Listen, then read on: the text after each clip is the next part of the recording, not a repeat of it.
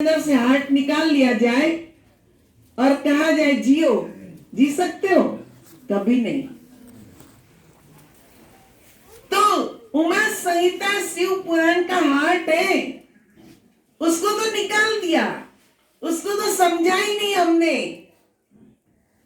और हम चाहते हैं भगवान भोलेनाथ हमारी मुक्ति कर दे, कभी मुक्ति नहीं हो सकती है।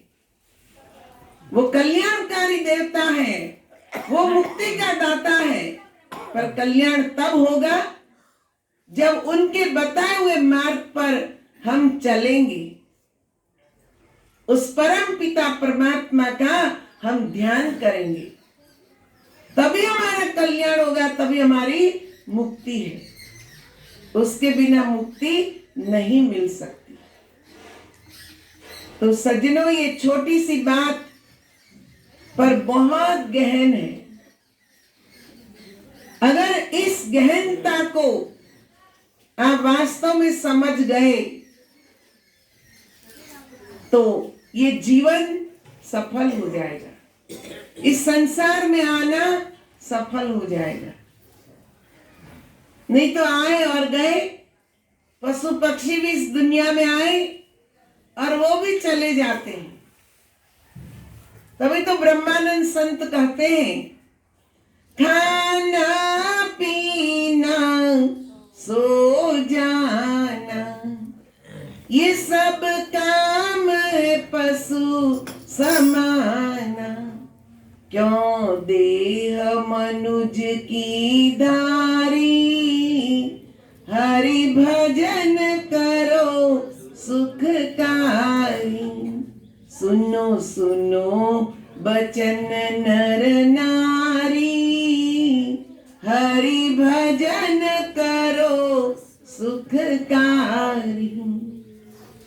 का खाना पीना सो जाना ये सब काम है पशु समाना।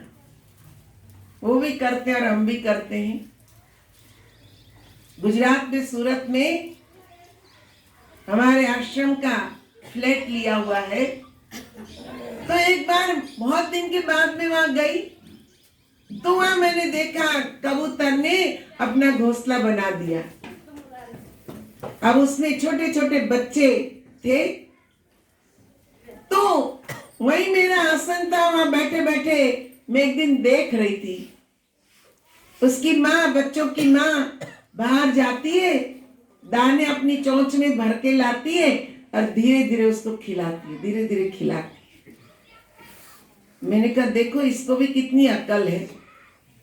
और बच्चे भी इंतजार करते हैं, मेरी माँ आएगी खिलाएगी, और जैसे ही वो आती है चोंच खुली कर देते हैं। मैं देख रही थी और धीरे धीरे वो बच्चे बड़े हुए, उड़ने लगे। तब तक उसने बड़ा ध्यान रखा उसका, मेरे बच्चे। और जब उड़ने लग गए, उड़ गए, फिर उसको कोई चिंता नहीं। क्यों? क्योंकि उसने अपनी ड्यूटी निभा ली। उसकी ड्यूटी कहां तक थी? उन बच्चों की पालना करना, उनको उड़ना सिखाना। अपनी ड्यूटी निभ गई, फिर उससे वो अलग हो गए। मैंने कहा इनको भी तो कितनी अक्ल है कि ज्यादा मोह नहीं करना चाहिए। और हम मनुष्य, हम मरते दम तक, माँ अगर 80 साल की है और बेटा 60 साल का है, अब देखो 80 साल की माँ, बेटा 60 साल का, तो उसके बच्चे भी तो हुए होंगे, उसके भी बच्चे हुए होंगे। इतना लंबा पीरियड, पर जब वो 60 साल का बेटा माँ को प्रणाम करके बाहर जाएगा तो माँ जरूर बोलेगी, बेटा संभल के चलना, देखना गाड़ियां आती जाती रहती है, ध्यान रखना, एक्सीडेंट ना हो जाए।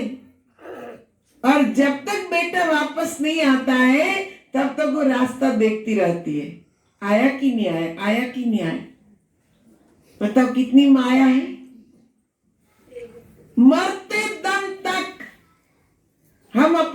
से मुक्त नहीं हो सकते, है ना। और पशु पक्षी, उनको पता है कि हमारी ड्यूटी यहीं तक है, वो निभाए और मुक्त, फिर वो अपनी मस्ती में, वो अपनी मस्ती में। उनसे सीखने की जरूरत है कि हम भी अपनी ड्यूटी निभाएं। बच्चों को जन्म दिया, ठीक है, पढ़ाओ लिखाओ और ब्याह कर दो, जाओ भाई अब तुम मुक्त, है ना। तुम अपना जियो, हम अपना जिए, हम भजन करें। कब तक सबको सिर में ढोके चलते रहोगे। कबीर साहब कहते हैं, भूले मन समझ के लाद लदनिया, भूले मन समझ के लाद लदनिया, थोड़ा लाद बहुत मत लादे, थोड़ा लाद बहुत मत लादे, टूट जाए गर्दनिया, भूले मन समझ के लाद लदनिया, भूले मन समझ के लाद लदनिया।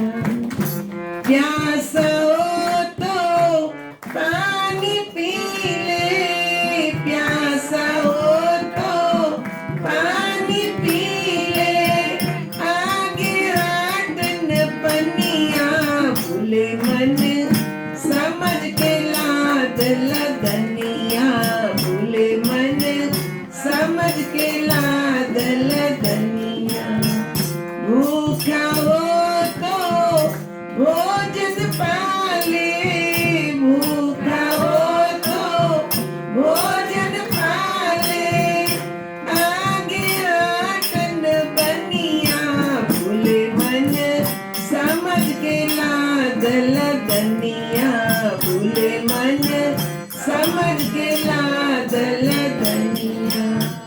कहत कबीर सुनो भाई साधो, कहत कबीर सुनो भाई साधो, काल के हाथ कमनिया, भूले मन समझ के लाद लदनिया, भूले मन समझ के लाद लदनिया, भूले मन समझ के लाद लदनिया। कितनी सुंदर बात कह दी। हे मन, कहां भटक रहा है, भूल गया तू? सोच, सोच समझ के बोझ अपने सिर में ले, ज्यादा ले लेगा तेरी गर्दन टूट जाएगी। हम सोच समझ के काम नहीं करते हैं, बस लादते जा रहे, लादते जा रहे। हमारे भोला दाजू ने कहा एक दिन मुझे, अगर मेरे पास साधन होता ना, पूरे नेपाल में प्रचार कर देता।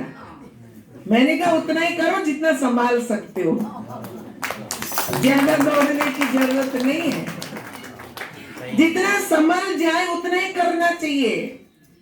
अति करो तो फिर गर्दन टूट जाएगी। इतनी माया, इतना कहते मेरा मेरा मत चढ़ाओ सिर में, छोड़ो।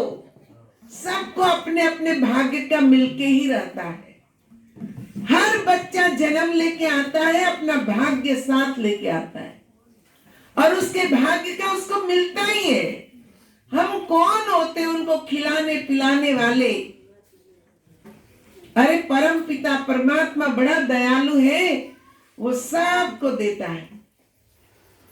मैंने देखा सूरत में मैं जब थी तो एक बहन डिलीवरी के टाइम उसने बेटी को जन्म दिया और उसकी मृत्यु हो गई। उसको तुरंत पीलिया हुआ और 2 दिन में उनका शरीर पूरा हो गया। अब उस बच्ची को देखकर मुझे बड़ी दया आई। मैंने कहा अब इस बच्ची का कौन? माँ तो चली गई, पर देखो वो बच्ची इतनी अच्छी तरह पली। थोड़े दिन नानी के पास रही, फिर उसकी कहते ताई जी के साथ रही।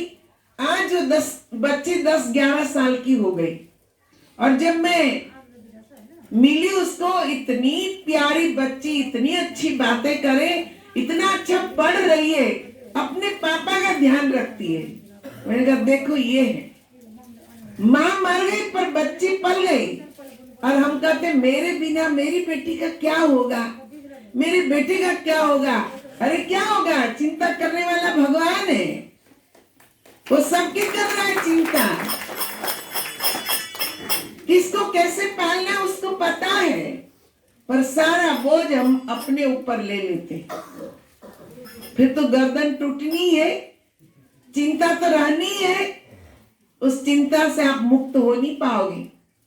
क्या तुझे जितनी प्यास लगी उतना पानी पी ले, औरों की चिंता छोड़, तू अपना कर ले, पी ले तू अमृत, तू कर ले ध्यान, आगे कुछ नहीं मिलने वाला, तेरे साथ तेरे कर्म जाएंगे, तेरी कमान काल के हाथ में है, कब वो खींच लेगा पता नहीं चलेगा।